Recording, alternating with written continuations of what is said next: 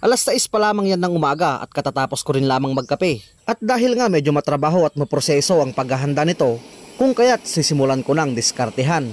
Para mamaya ay isasalang na lamang. Marami-rami na rin akong naibahaging masarap na luto sa native na manok. Dinali ko na ito sa tinola, sapsapurikit at dardarobo. Nakapagluto na rin ako ng sarili kong bersyon ng native chicken Bicol Express. Subok na rin sa lechon. At para maiba naman, didiskartehan ko naman ito sa sinampalukan.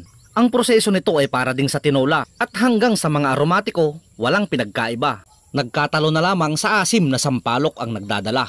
Pagdating naman sa kung gaano katagal ito papakuluan, nakadepende yan sa edad ng manok. Kung dumalaga at mabata-bata, pwede na sa 45 minuto. At kung medyo maedad naman ang manok, katalo na sa 1.5 oras. Dahil malambot na ang manok, rektahan na sa kaserola ang sampalok na pang-asim, hindi ko na yan pakakatasin. Dahil murang bunga ng sampalok ang ginamit ko, hindi naman papait ang sabaw dahil wala pa itong buto. Kung kaya, walang kaso. Ganyan lang ito kasimpleng lutuin, kaya subukan nyo na rin mga bossing.